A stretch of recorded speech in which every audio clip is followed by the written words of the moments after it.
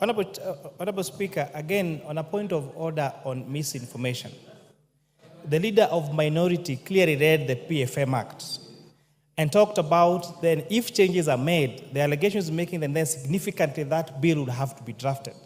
Then the question on public participation remains, then does it mean that he is purporting that everything that the public says is just an exercise in futility and should not change?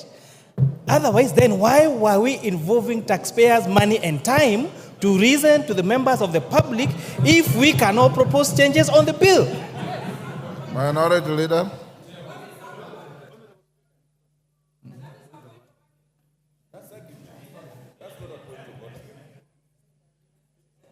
Proceed. Give him the mic. You are giving the next.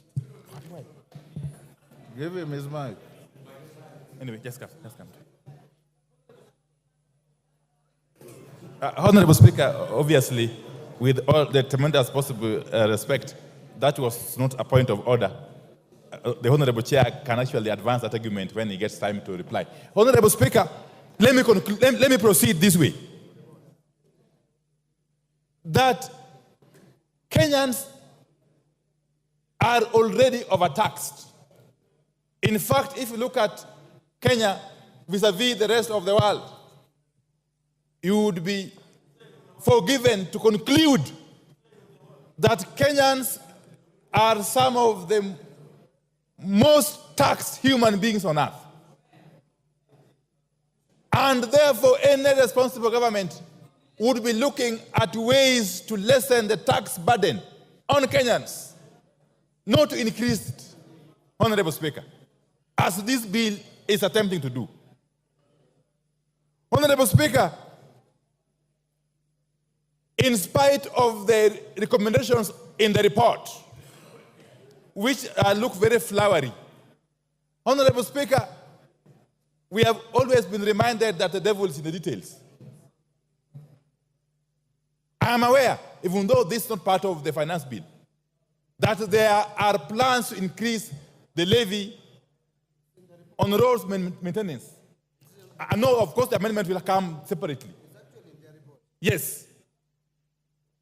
The moment you increase the road maintenance levy by even a shilling, leave alone the 9 shillings being proposed, the ripple effect is enormous in all sectors of the economy.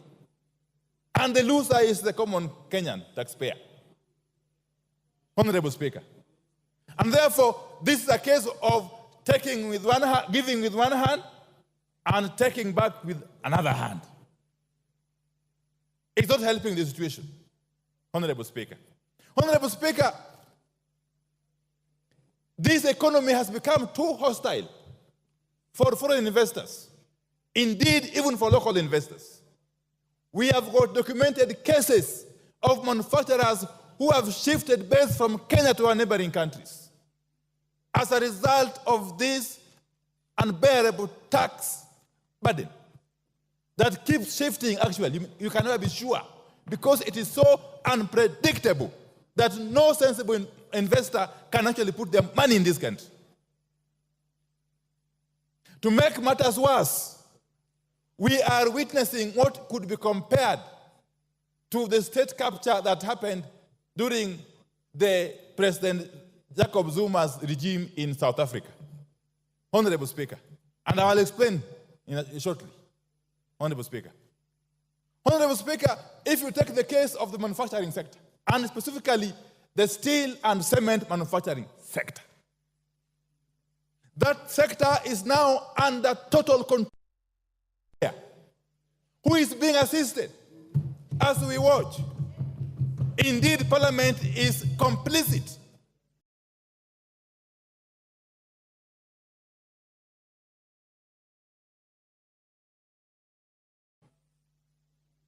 We have a case where this one particular manufacturer